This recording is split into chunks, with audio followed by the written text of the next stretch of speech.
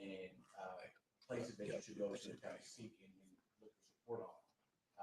We found, as we've gone through that journey, we've seen it go through like applying for grants, saying that we're going to put a bill through state level and looking at private funding, just all together, this money is like, there's that level when, something may get denied, you're like, okay, I'm a little bit discouraged, but you're still pushing for that same goal. So I just want to say that, that show that appreciation. So, thank you. I think, oh, you got a question? Yeah. How do you feel like you are into politics? Allow me to be so. Yeah, I think I would definitely encourage anyone to get into politics. And that doesn't necessarily mean all the stuff you see on TV or on the internet, but politics is really just engaging with your local community. So like, say you're still in school, right? There's probably a group of students who are in charge of connecting with the teachers about what students want to see. That's a form of politics, right? And so like, apply or run to be on your student board or student council. If you're in college, similar opportunities arise, or you can get involved with campaigns, especially at the high school or college level, whether it's an issue campaign. Like, I know so many young people, and rightfully so, care about the environment because it's our planet and we need a place to live. Like, right. All the other issues we're dealing with don't really matter if we can't live on this planet anymore. And so many of them are getting involved in climate issues, whether it's starting their own organizations or joining other grassroots organizations, or protesting or writing letters, or even like engaging with their local leaders too, to say this is the type of legislation and policies that we need. I think being able to find those places of a topic that's important to you, again, whether from climate change to maybe you just want to make sure your school has like better food in the cafeteria, or like whatever it is, like you can organize for that, you can mobilize people for that, and you can engage the decision makers on that. And many times you can affect the changes that you want to see. That was a great question too, and I guess my question, it kind of flows similar off of that too, and it kind of goes back to that education process. I know at the state level y'all have a lot of different things that y'all have to work on. I don't know if that's in your particular committee, but I know you do talk about it. So I'm just wondering, what are some of the things that as far as for our young people that you guys are doing educationally wise, or trying to get implemented educational wise to help lessen the gap that we have, the disparities that we have within Minnesota education system? Yeah, so we actually, this week, we passed a bunch of versions of House bills in terms of what we wanted to see in the areas of education, agriculture, housing, the environment, public safety, and the judiciary. So we passed a ton of bills, but they all now will go to the Senate, and the Senate has their own versions, and then we'll have to come together and find a compromise. But at least in our versions, especially on the education side, one of the things that we're, again, putting more money into education so that we're getting closer to fully funding our schools, especially English language programs, especially special education programs. We're also making sure that we're continuing to invest in teachers of color and Indigenous teachers, so that way more of our students can see someone like who looks like them at the front of the classroom, and maybe that will spark an interest in teaching for them. And we're also looking at ways to make sure that we're supporting our teachers and our hourly workers. I think that's something we're still continuing to work on, to make sure that they have access to funding even when school's not in session. We're also looking at things like ethnic studies, so that way, again, students learn about themselves, but also learn about other people. Like, how many times have you, if you can even know in your education, that you learned about the 11 sovereign nations that we have in Minnesota, right? That's, a group of people that we need to know about, because this is their land, and, they're still very much here. How much do we know about many of the Black leaders in Minnesota, right? How much do we know about Latino leaders? How much do we know about Asian leaders? And that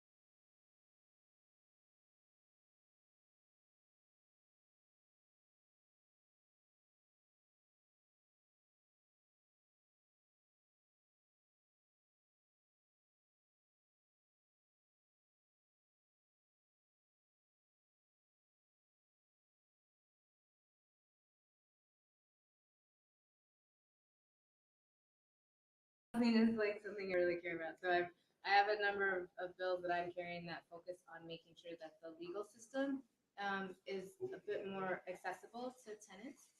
So making sure that they have enough time to either find a lawyer or apply for emergency assistance if that's what they need. I also introduced a bill this year to ensure that if you're a tenant facing eviction, that you're able to bring your defense of habitability claims. So like, say if your landlord is trying to evict you because they're like, oh, well, you haven't paid yet. And then you're like, well, part of the reason I haven't paid is because like there's mold or something is falling apart or you haven't repaired something I asked you to. So I had a bill that was up that said you didn't have to pay your rent first in order to bring that defense. Because what a lot of the court systems do now, in order to kind of just make the cases go faster, is they're like, well, we see that in addition, you may be trying to say that there are these issues in the house itself, but you still haven't paid your rent yet, so we got to get that solved before we can touch other things. But part of the reason people sometimes don't pay their rent is because it's like, well, why should I be paying if I'm not getting what I'm supposed to get? So I had a bill up for that. A number of my colleagues have bills up that would allow people to, if you become sick and you need to be in like a long-term rehabilitation facility, so that means you need to break your lease, it would allow you to break your lease with a note from the doctor or the healthcare facility that you now have to be over there. We also are putting in laws, especially on the public safety side. A number of my colleagues put forward laws that would ensure, try to ensure some more reform and accountability, especially on police. And so, things in terms of how they're using body cameras, the trainings that they have to go to, things like that. So we have a number of those. And I know also in the environmental side, another policy that I put forward this year is ensuring that more people in multifamily housing have access to composting if they want to do that. So another environmental thing to help us get towards zero waste. So it would be a pilot program, and people could apply to that, and they would get educational assets to help them learn how to help to make sure more people knew how to compost. And they could also, if they needed to, build sites for where compost could be collected, so if people have more access to that. Yeah, no, and I guess my next thing that I'm kind of wondering is, we kind of got into the law. You touched on it a little bit. I mean, you are the representative for over North Minneapolis, so we can't go without speaking on this. I mean, it's been a lot of violence that's been going on over here, and I know that's city things at different levels, and we'll get deeper into the violence. We're not going to just have you just on that, but I just wanted to know, at the state level, is there some things trying to be done right now? You kind of went into it, but I want to know if you can go a little deeper into some things that's trying to be done right now, because we're a community that's in trauma, and we got a lot of pain, it's a lot of bullets flying around, and we really need some solutions. And we obviously don't want to lock the problem away, right? But we got to come up with real solutions to try to quell this violence. Is there some things that y'all working on at the state level? I know it's going to take all hands, but I just want to know at the state level, is there some conversations around this? Yeah, so as I mentioned before, we had our public safety bill up yesterday, and it's one of the first times we've kind of crafted a public safety bill that has support for law enforcement in terms of like, what are the innovative tools that they need? What are the best practices and trainings that they can get? What are some more additional rules that they need to follow? And then we also have a side of the public safety bill that's very much focused on community engagement and participation. So the community groups that, already sort of know where there could be a penchant for violence can be there to kind of, implement programs to help prevent it. So try to divert, situations, making sure, is there a situation where kids don't have anything to do, so then that makes them more susceptible to getting into a situation where they might make some bad choices. So then finding out, okay, how can we put them in a place where they can engage with trusted adults, engage with their peers, and they can start to do something positive. There's also, we're also looking at ways that maybe we can have more people, more professionals ride along with police officers, especially if it's a mental health situation. So that way they're not just initially greeted with somebody who might escalate the situation, but they're greeted with someone who can help, figure out what it is that they need, get them to the right resources.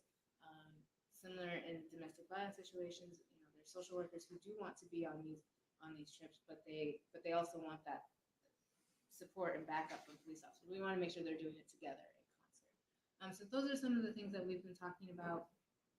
We've also been trying really hard to, figure out what it is that makes people want to pick up a gun in the first place. And so sometimes that it could be a lack of opportunity or a lack of a job. So we have in our jobs bill is going to be coming up next week, but I know some of the bills that have been heard have been around, skill development, making sure that people can get into these programs in the first place and that these programs can get them into a job that's paying a living wage. And so it's like, okay, well, now I'm making a job that's like $20, $25 an hour.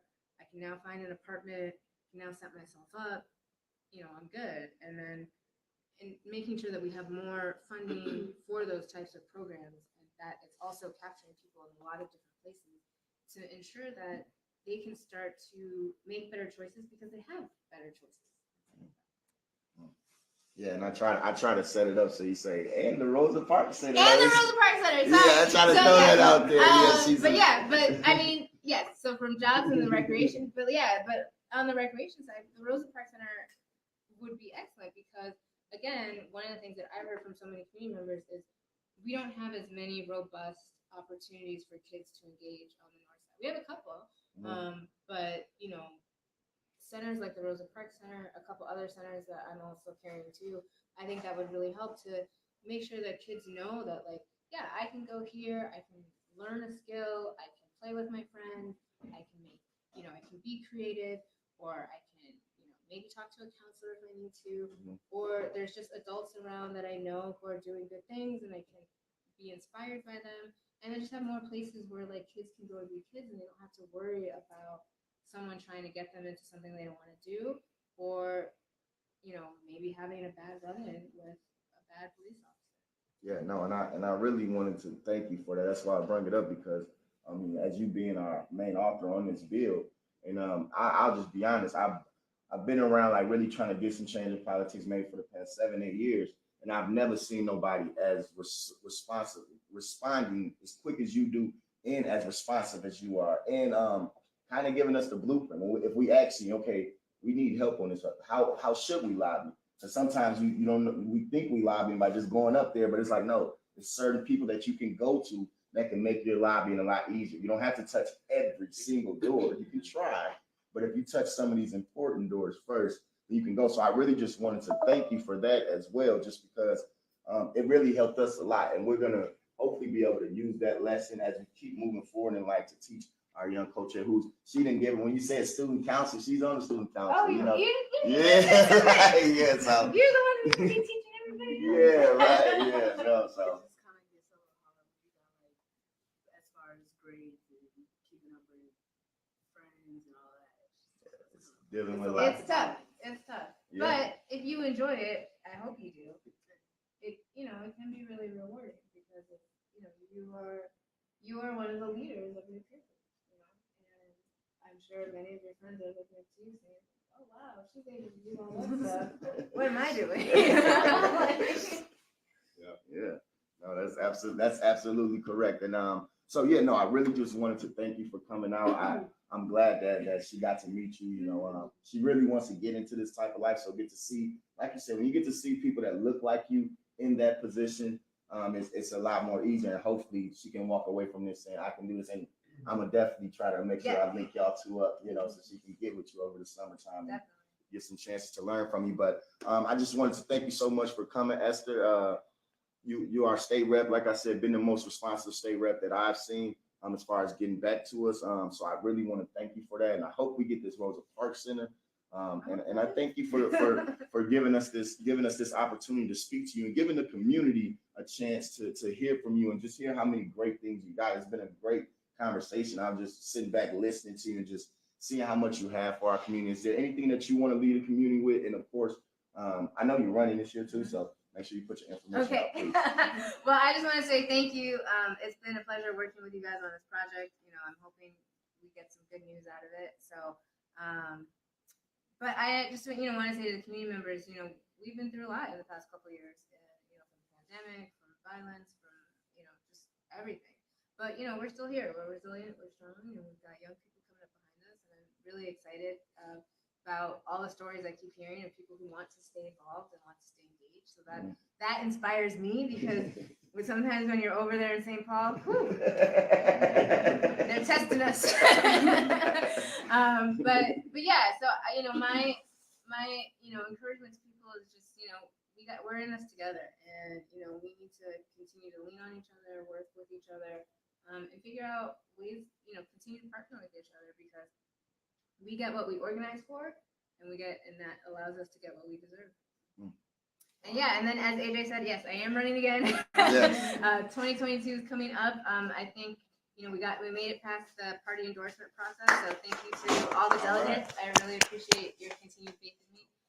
And the primary is going to be coming up August 9th, and then the general election will be November 8th. And so, but in the meantime, we are really encouraging people to register to vote. If you aren't registered yet, it's pretty easy to do still in the state of Minnesota.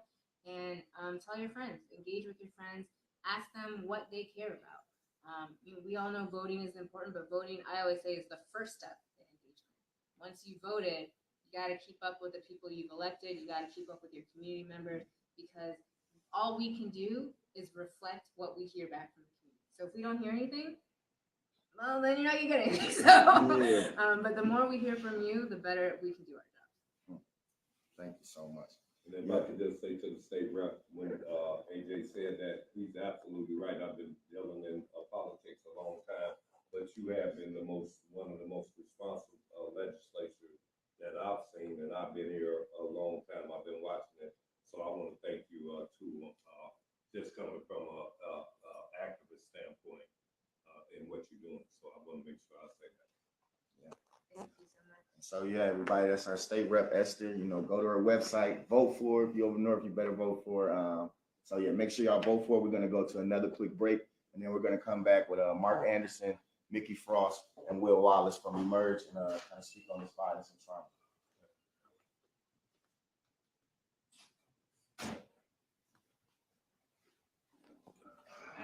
Can I get a picture of y'all standing right there? Yeah. Thank you.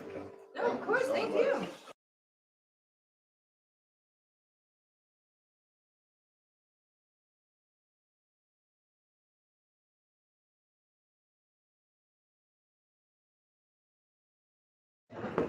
Hey, getting ready to talk about this report here. Talk about the report. We're gonna try to make sure it's on Facebook Live. Yeah. Glad to see you there. I'm old enough to be one of the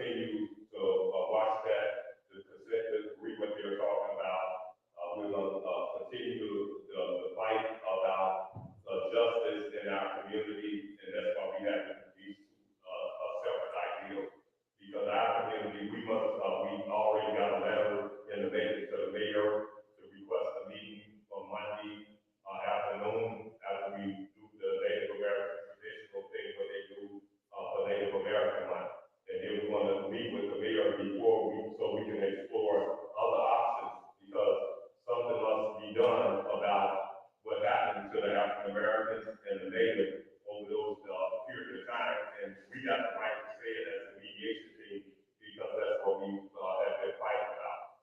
So that's what we're doing today. We want to make sure that we let the community know. Our group consists of every community, but this issue is about African Americans. And I spoke with the NAACP president, Cindy Wilson, who also, they have a seat at this table, and we want to make sure that anybody that wants to be a part of the solution, that they join the mediation team as we explore other options, how to figure out what's going on here. But as an African American, now speak as an African American, we can't afford to stop. We can't afford to stop fighting about justice within in police reform, and we can't afford to not be working with the police. We have to do that. Our community has to do that. We just lost somebody yesterday. We continue to lose bodies. So as we know, this is a deal that we can figure out, that we can work out with the law enforcement. We can't let it go. This is what I'm saying. I know everybody is hot. The Human Rights Department comes out with this complaint. It ain't like the African American community haven't went to the Human Rights Department before either. We've been here, and they never did nothing. And so now it was feasible for them to take charge on this one because it was national. But we've been trying about this locally for them to do something before. So I just want to tell the community that we're going to continue to watch that process. But we must, in public safety, we got to continue to do what we are doing here. And I think that we're one of the only groups that know that we got to work with law enforcement. We got to make it better. And I think with this, Chief Huffman, she has been working with us, and we'll talk more about that. So this is what I want to say. We know about the Human Rights Department complaint. We know what's happening here, and we are exploring our other options to say with the mayor, asking the mayor for me, because he got the city council and the mayor have to be held accountable too. You can't just play like you didn't know nothing. You knew what was going on, some of the stuff was going on, and you never did nothing over the years. I'm talking about going all the way back to R.T. Ryback, who was the original signer, one of the original signers of the city council. And then when they had the ball, the mediation agreement in their hand, and then they just stopped and didn't do nothing. So it's a lot of blame to go around everywhere. But in our community, once again, I'm going to say, I'm very concerned about the public safety. I'm concerned that we don't have enough officers to cover some of the violence and this tension between these communities, African American, Native communities with law enforcement. We got to make that better. We got to make it better. We're going to make it better. And that's why we're saying two things: Human Rights Department and how we're dealing with law enforcement. And now I'm going to pass it on to Pastor Bethel, and then our interim chief will come up and speak about the work we're doing here. We don't want to ignore this work that we've been doing over the past 2 years. And again, we'll explore our other options. And I'll turn it over to Pastor Bethel, and we'll take any questions after Pastor Bethel and the chief speak.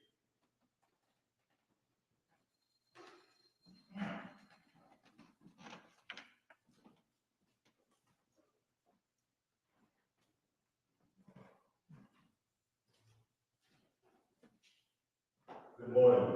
My name is Ian Bethel. I am A-N-E-T-H-E-L, the chair of the Unity Community Mediation Team, as well as the spokesperson for the Unity Community Mediation Team. Let me begin just by saying that the Unity Community Mediation Team has been in dialogue yesterday. We had a press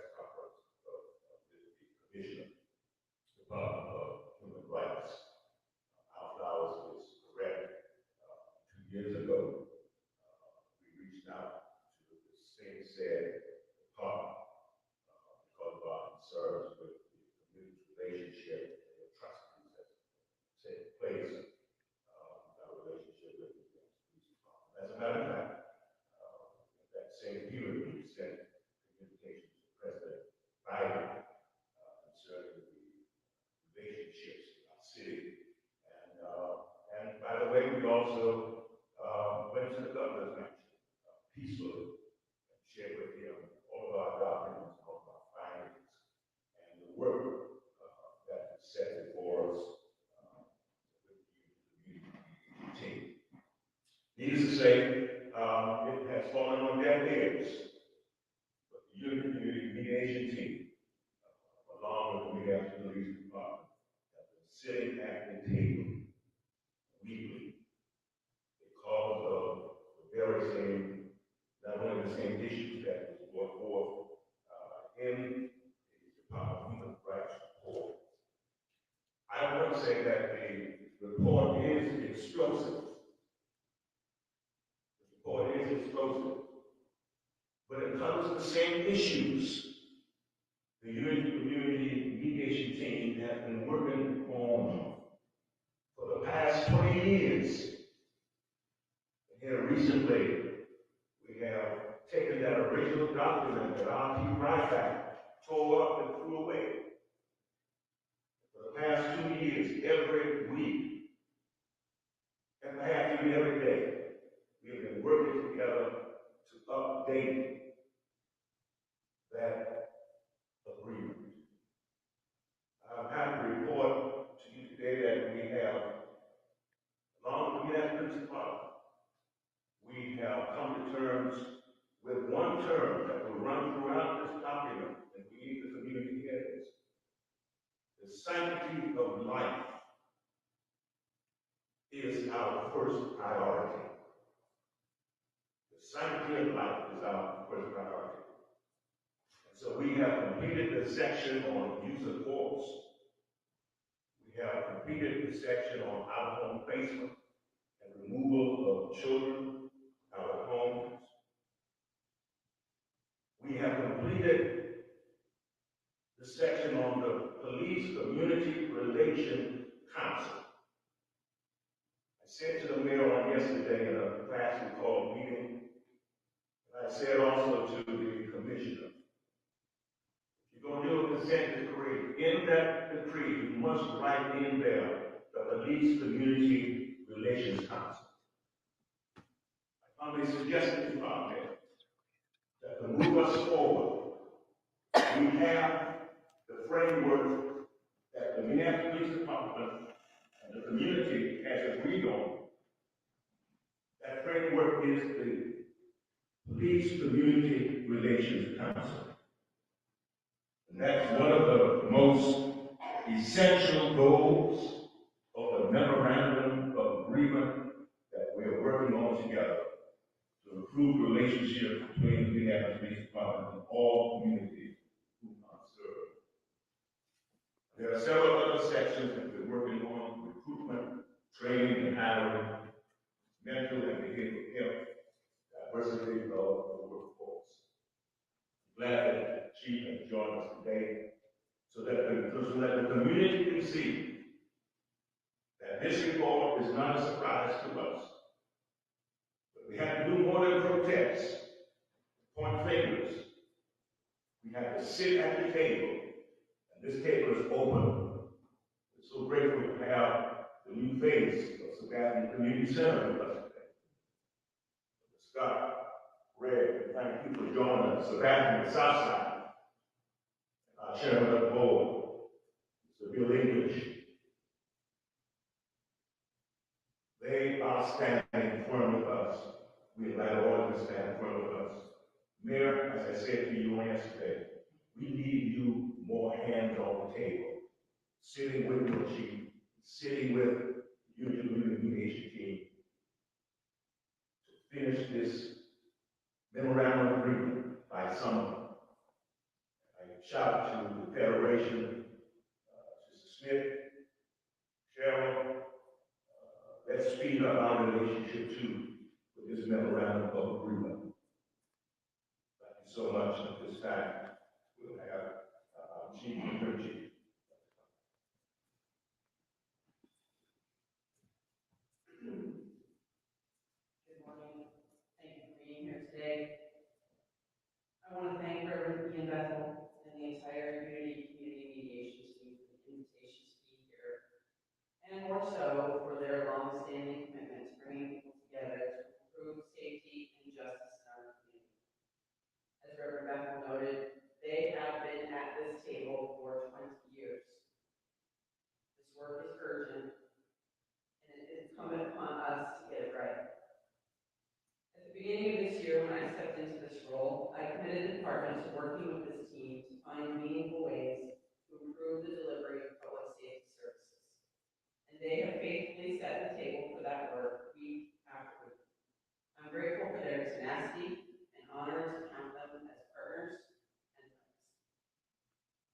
This work is ongoing, and we're making progress week by week, as Reverend Bethel described.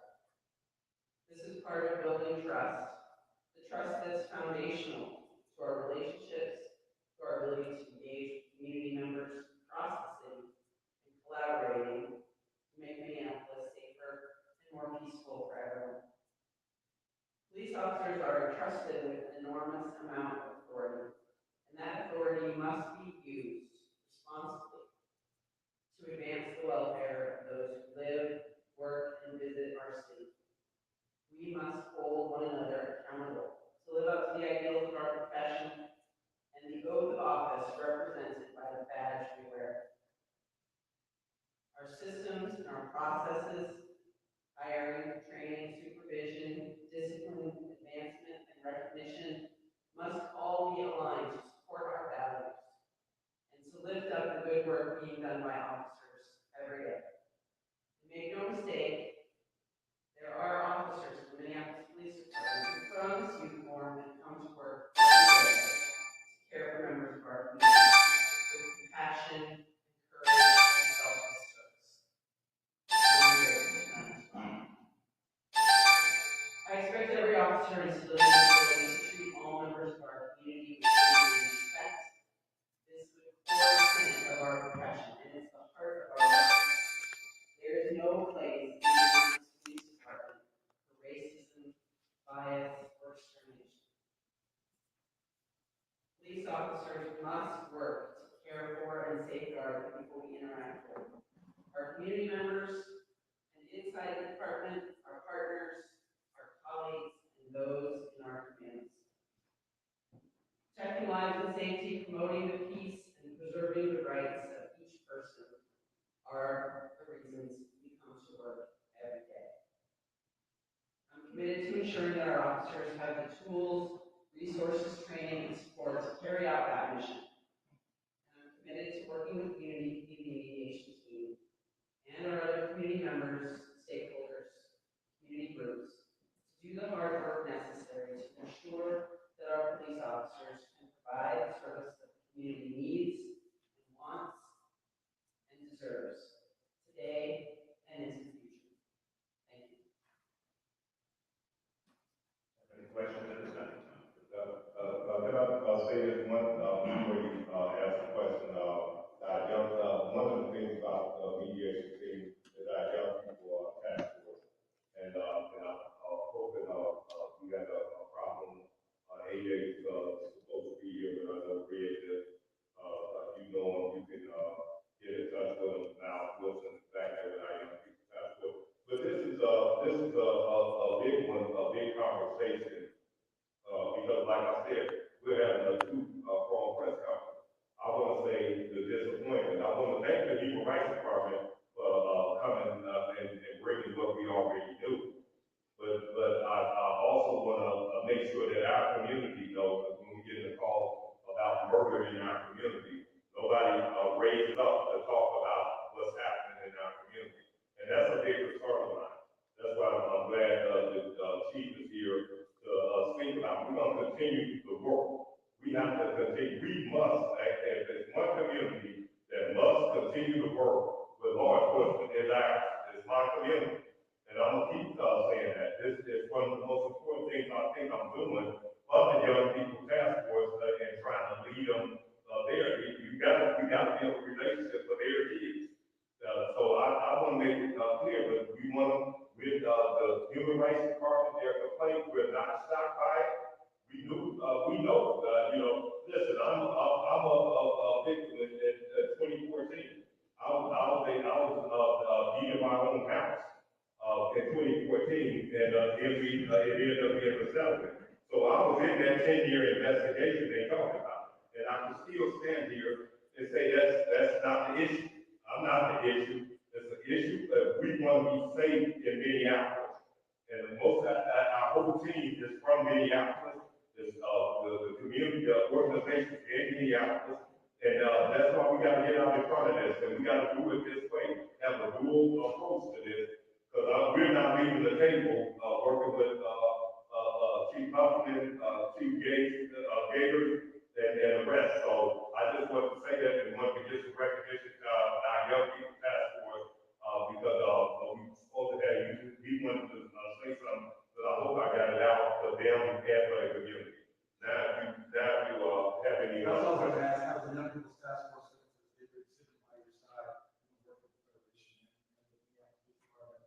this is, our city's their future. So, I mean, I know they're gonna have a crucial part in these discussions. How will they fit in those discussions? They are the discussion, and I'll say, you can, when we get through here, Miles is there, you can ask him what he's, thinking, and that, but they fit in, to me, they are the leaders. We gotta do what we gotta do to get the message out and continue, to support the young people. This go around, this memorandum of agreement is going to be perpetual.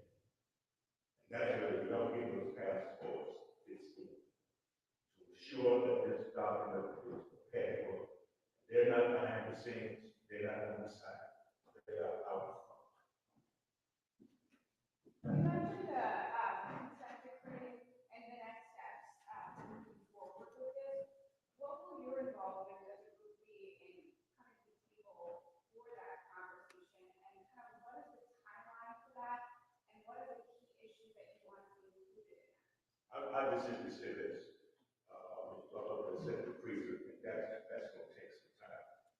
But what we are saying is that whatever is written in that consent decree, it must be the language of the Police Community Relations Council. Unequivocally, it must be. We share that with the commissioner, and we also share that with our mayor. The Police Community Relations Council must be written in that, so that we can oversee, we can monitor, and we can have proper representation from the community, transparent accountability, and it has to be a transformation, not just reform. We need transformation, accountability, as well as consequences. Chief, can you answer the question real quick? I know that during this investigation, a lot of your officers came forward and spoke to investigators, talked, shared their heart. I know the report, the findings were stated, but there had to be a bright light, the fact that some of the officers came forward to speak up and say they want change. Does that encourage you? Does that help you empower you to move forward? Thank you for your question. That's a great point. Our officers were very interested in speaking with the investigators from the Minnesota Department of Human Rights. They did ride-alongs in every precinct. They interviewed many officers who were anxious to explain their perspectives and talk about their feelings. I think one of the things that has come out any number of times recently is the feeling among our officers that they're frustrated, that they want to do good work, but they don't have the tools and the resources and support necessary to do that. And that is an integral piece of moving forward, is empowering all of our officers who believe in the fundamental mission of policing to improve the lives of people in this community, to care for our community members, to safeguard the sanctity of life, to empower them with the tools and the support and the resources and the training that they need to be successful.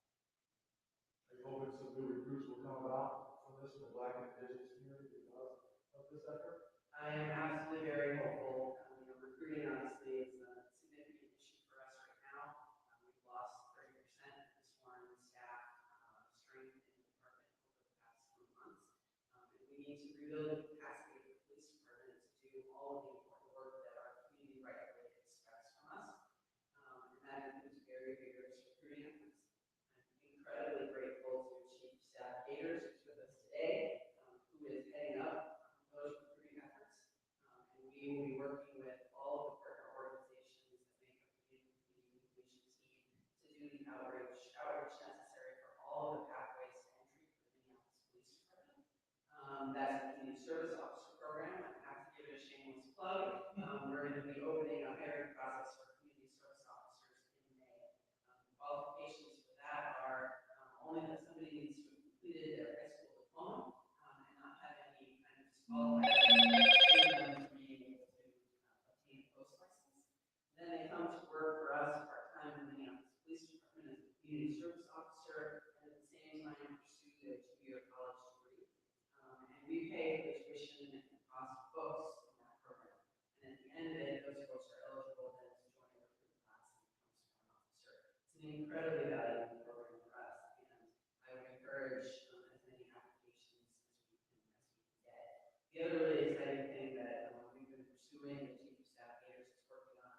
looking at a new pathway of entry for folks who are interested in public service.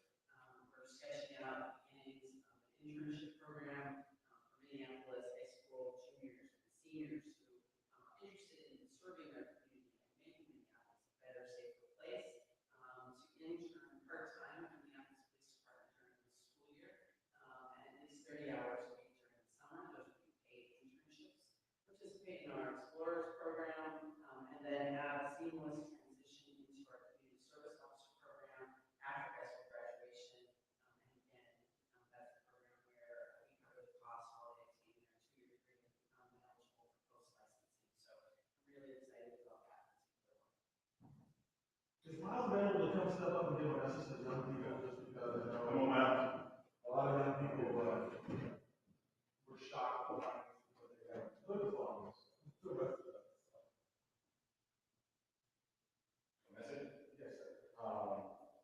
Keep the faith alive, keep hope alive, know that we're standing here today with the community mediation team and the Young People's Task Force in partnership with the Minneapolis Police Department to inspire change, to inspire a new positive perspective and outlook, and that we're working every day to deliver new tangibles, new goals, and to kind of bring that peace and again, that collaboration and community back to our work.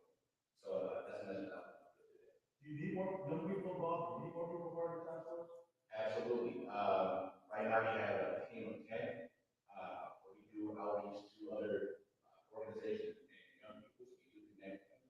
But I would say that to come out and engage with us, because we do have conversations about what we would like to see from our police officers, relationships that we do have, our experiences that we have, and that helps, kind of bridge that gap and connect ourselves back to, what our community should look like and feel like.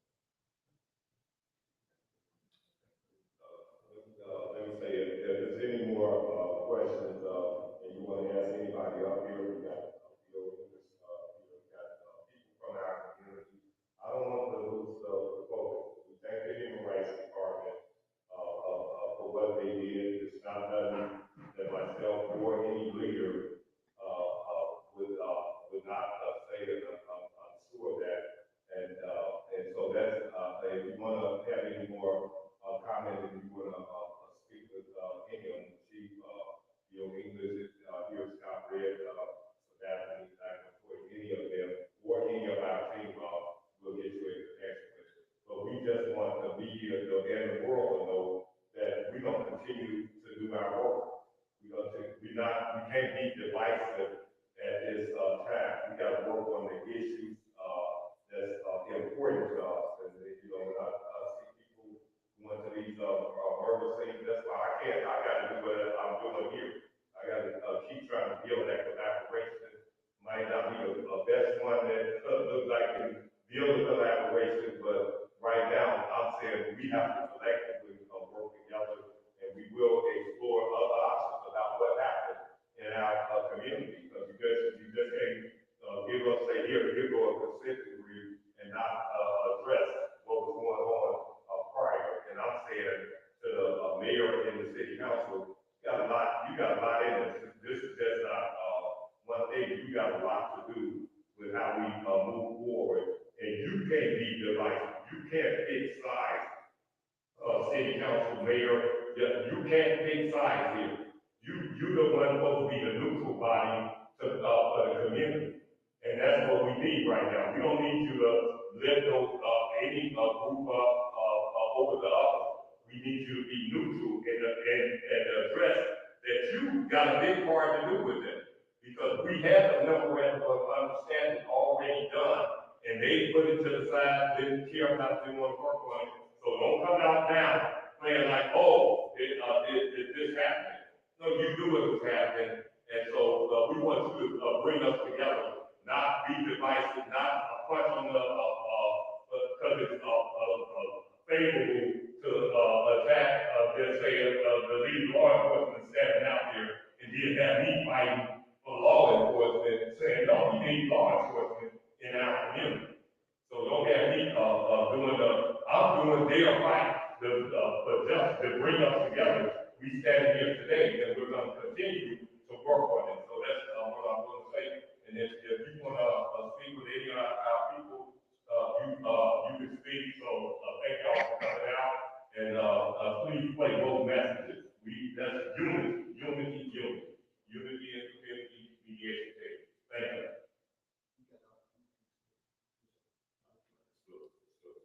Yeah, that's it. Thank you. Thank you.